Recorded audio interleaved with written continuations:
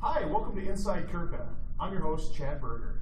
Today, we're going to be talking with the Principal Investigator for the Collaborative Research Center for American Indian Health, Dr. Amy Elliott. Welcome, Amy. Thank you. Tell us a little bit about CRCAIH and what is CRCAIH? Sure. You know, it's a little bit hard to, not one of those sounds that you initially hear when, so CRCAIH. So CRCAIH stands for the Collaborative Research Center for American Indian Health.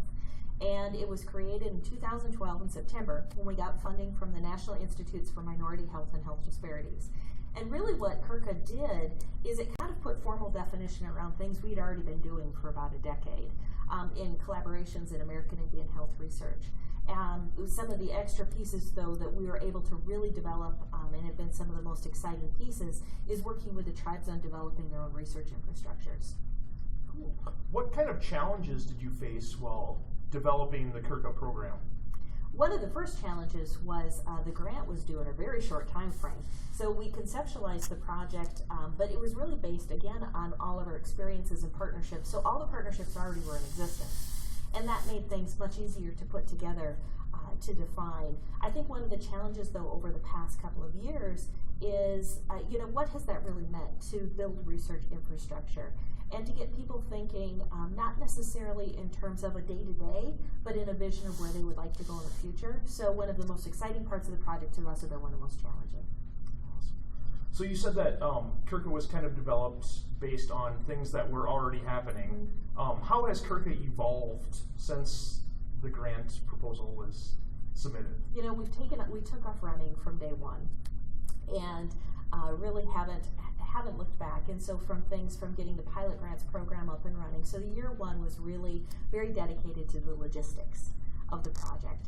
And once we were able to kind of get the basics of and the mechanisms for how the subcontracts would work, because over 70% of the dollars in CRCAIH go out to partners. So there's a heavy financial component to it that has to, there's a lot of business-to-business relationships, so to speak, that have to be established and formalized.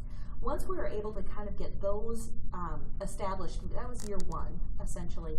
Now we've been able to really work on the longer development, sustainability, what does meaningful projects and research mean, getting into tough discussions and issues like data sharing and genetics research, and what really could help move the needle in health disparities research. And so that, I think, is how we've evolved to more complex topics and discussions, and also how do we know if CRCAIH is being effective, which is, we've engaged the methodology core in trying to answer that question. Yeah, I'm very familiar with that topic. So we're finishing up year 3 of CRCAIH. Yes. What is in the future for CRCAIH? Oh, and those are fun discussions. We've been meeting with all of our tribal partners to ask, at the end of year 4, where do you want to be? And trying to then step back, going then quarterly, where do we go from there?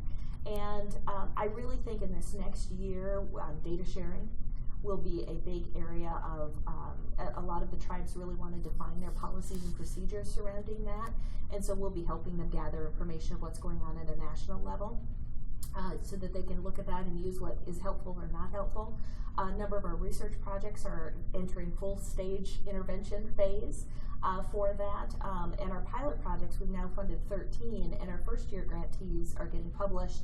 And so that all of those kind of are getting connected. So I think this will be a big year where results start coming out, intervention starts going forward, and tribes, now that they've got some of their basic components down, really will be adding kind of those difficult components like data sharing, other types of research that I think at a national level may help even drive that national discussions on the topic. Awesome. Yeah. Well, thanks a lot for joining us today, Amy. Thank you. It was great. Next time on Inside CRCAIH, we hope to have another outstanding guest like we did today. Thank you very much. Thank you.